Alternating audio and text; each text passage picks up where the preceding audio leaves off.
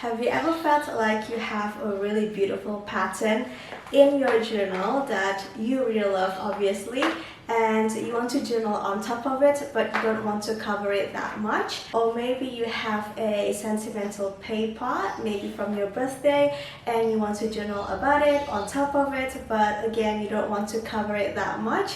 If you feel that way, don't worry, you're not alone. I sometimes feel the same way too. So yeah, today I'm gonna show you some tips on how to journal on top of a beautiful pattern in your journal without covering it that much. So yeah, I hope you find this video helpful, and let's get started to the video. Hello everyone, welcome back to my channel.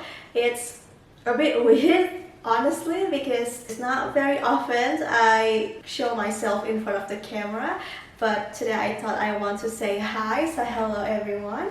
If you're new to my channel, hello, my name is Indah and I'm passionate about journaling and pen paling. So if that's your vibe, please consider to subscribe to my channel, and I hope you can get some inspirations or just some company to your cozy time. So as I mentioned earlier in the video, today I want to show you some tips on how to journal on top of a beautiful pattern paper. And of course, if you really love the pattern, you can always leave it as is. I sometimes do that too. If I really love like a whole page of a pattern, I just leave it as is. But sometimes I also feel like it's a waste of a paper or a page. So yeah, hence these videos. So I hope you can get some inspiration, and I hope you find this video helpful. So let's get started with the video.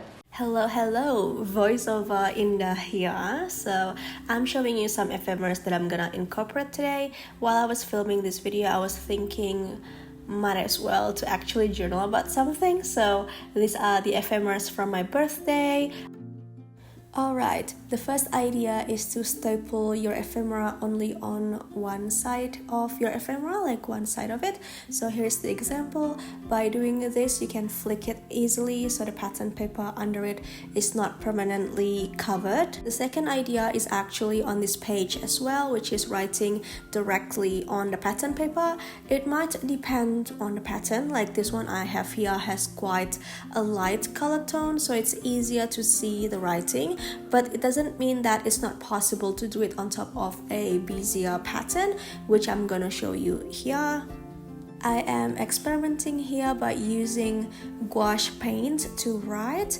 It's totally doable in this busier pattern, and I'm using a brush pen as well to see how it looks. I think writing directly on a busier pattern like this is appropriate if you don't want the writing to be obvious to read. Maybe it's a bit personal, but you still want to give a written journaling vibes and aesthetic into your spread. So yeah, you can also highlight or underline the writing. The next idea is to use an envelope. I'm using an envelope from a Happy Mail, so this is also the perfect time to use up your junk envelope in the mail.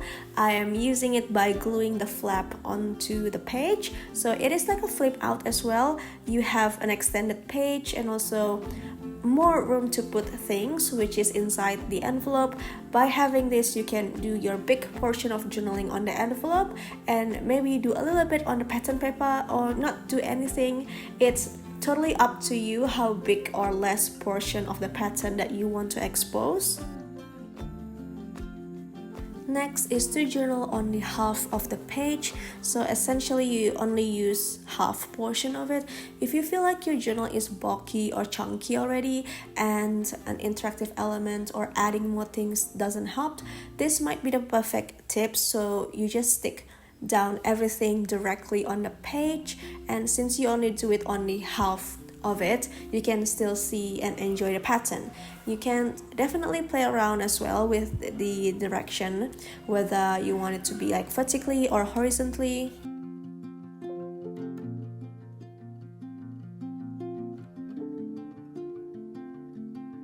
Before I jumped into the next tips and ideas, I'm just gluing a wrapping paper from my birthday onto the envelope and also reinforcing the fold with washi tape. Alright, so the next one is to use a pocket. I got this Kiki's delivery service mirror from my friend as a birthday gift, which is so cute. So I want to include the pocket in my journal. If you don't have like a pocket, like a pre-made pockets like this, you can always make it by using a cardstock or a journaling card or a memo card like this. You can just stick down the three sides of it and make it into a pocket. By doing this, you only cover a little bit of the page, and you can do your written journaling on another piece of paper and just put inside the pocket. With a thin plastic pocket like this, I just used a stapler and attach it like this. Then I'm putting a ribbon from a cake that my friend sent to me inside the pocket.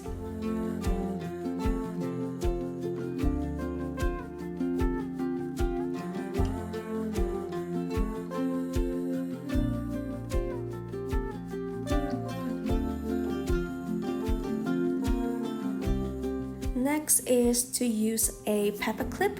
So we can use a journaling card or a tag or a memo card to do our written journaling and just clip it with a paper clip. It's a great way to do it, especially when you don't have a lot more pattern on the page that you want to expose.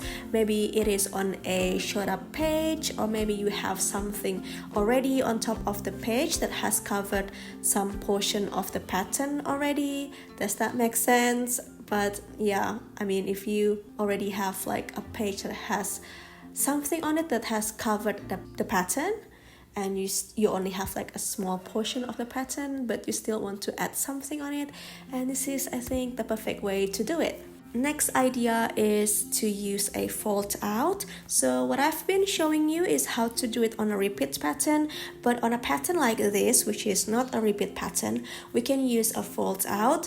You can make a fold out with almost anything. A memo card like this is perfect. So basically you just attach it with washi tape so you can flip it out like this, and you can do the journaling on the front and also on the back of the fold out. I also have this fold out printable, which is so cute because of the shape and the drawing. Alright, the next one is to tip in. Is that the correct word? Basically to hinge or to tip in the ephemera by using washi tape. It's similar to stapling the ephemera, but using a washi tape like this is perfect for an ephemera that both sides are important, like the fallen leaf and also a painting like this, because I painted on both sides of the paper. The 10th idea, or the last tips that I want to share with you today, is to make a tuck spot. It's similar to pocket, but with tuck spot you only attach the two sides of whatever it is you want it to be a tuck spot. I'm using an Instax photo, so with tuck spot you can still kind of see more of the pattern. I'm also showing you here a tuck spot with a tag. So yeah, those are my tips, and I hope this video will help you in some way. And I actually got this question a lot from the people who bought my junk journals. So I usually include some pattern paper in my handmade journal because I really want the recipient to have some sort of a variety of papers, and also to kind of help them create or journal on top of a background, like a set background already with a pattern paper. But I don't blame them as well if the pattern is too pretty. So yeah, I really hope this video is helpful for you. If you have some other questions about journaling, just let me know in the comments. I can share some of my tips if I have some tips about that.